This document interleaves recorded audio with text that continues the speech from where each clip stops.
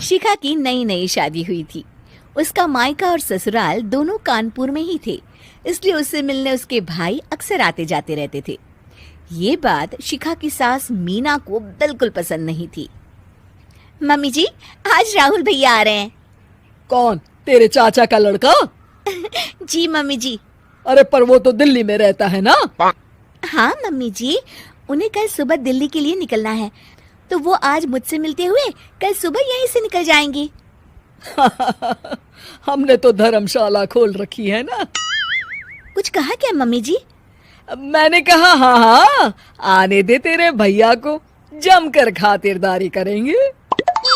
अब तो कुछ करना ही पड़ेगा, इससे पहले कि मेरा घर धर्मशाला बन जाए। ये कैसी बातें कर रही हो मीना? सच ही तो कह रही हूँ। अभी इसकी शादी को साल भर भी नहीं हुआ और आए दिन इसके घर वाले आ धमकते हैं। अरे तो क्या हुआ, वो इसी शहर में रहते हैं तो हाल चाल लेने आ जाते हैं। इस बार मैं उनका हाल और चाल दोनों ही बिगाड़ दूंगी। अब बहुत हो गया जी। अरे ये कैसी बातें कर रही हो, हे भगवान।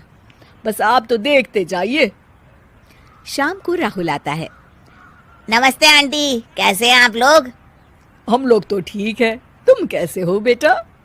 मैं भी अच्छा ही हूँ आंटी। बस आज रात के बाद नहीं रहोगे। चलिए भैया, मैं आपको हमारा घर दिखाती हूँ। रात में खाने के टेबल पर शिखा, रोहित कहीं दिखाई नहीं दे रहा। जी भैया, वो ऑफिस के काम से बाहर गए हैं, कल शाम तक आएंगे। अच्छा अच्छा। बेटा, क्या तुम भूत प्रेत में मानते हो? नहीं नहीं आंटी जी, पर अचानक आपको ये ख्याल कहाँ से आ गया? पता नहीं क्यों, कभी कभी मुझे लगता है जैसे रात के समय बैठक में कोई घूमता रहता है। ये आप क्या कह रही हैं मम्मी जी? हाँ, तुम लोग घबरा ना जाओ, इसलिए मैंने आज तक इस बारे में कुछ नहीं कहा। ये आपका वहम होगा आंटी जी, ऐसा कुछ नहीं होता। हो सकता है। चलो अब मेरा सोने का टाइम हो गया है तो चलती हूँ मैं। शिखा बेटा, राहुल के सोने की व्यवस्था वहीं दीवान पर कर देना। जी पापा जी। अब चलिए भी। अच्छा, तो बैठक में सोने वाले हैं साहबजादे। क्या बड़बड़ा रही हो? कुछ नहीं, आप सो जाइए। मीना और महेश के सोने के बाद शिखा और राहुल आपस में बात कर रहे होते हैं, तभी डोरबेल बजती है। अरे आप! सरप्राइज! काम जल्दी खत्म हो गया तो मैं आज ही चला आया। ये तो बहुत अच्छा किया। देखिए राहुल भैया भी आए हुए हैं, आप दोनों का मिलना भी हो जाएगा। कैसे हो रोहित? मैं तो ठीक हूँ भैया। शिखा, मैं भी आज यहीं सो जाता हूँ, राहुल भैया से बातचीत भी हो जाएगी। अच्छा अच्छा ठीक है। मीना आधी रात को उठती है, कंबल मुंह से पैर तक ओढ़ के डंडा लेके बैठक में आती है और देखती है दीवान पर चादर ओढ़े कोई लेटा हुआ है। देखो तो कैसे मजे से सो रहा है बहन के ससुराल में। मीना ताबड़तोड़ 4-5 डंडे मार देती है।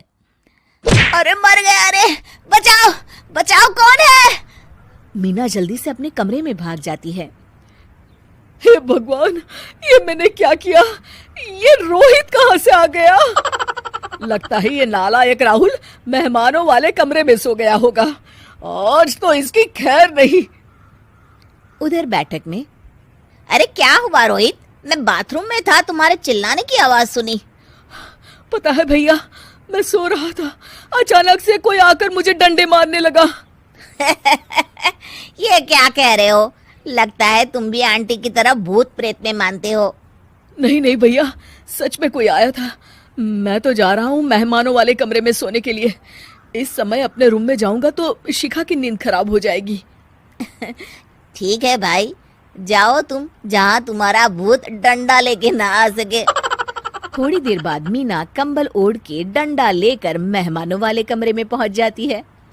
वो बिस्तर पर सोए रोहित को फिर डंडों से मारने लगती है। अरे मर गया, अरे मर गया। तू भूत प्रेत में नहीं मानता ना? ये ले, अब डंडे खा। हैं? ये तो माँ की आवाज है। रोहित कंबल खींच देता है। बेटा तू! अरे ये क्या कर रही हो माँ? मार मार के मेरा भरता बना दिया आपने।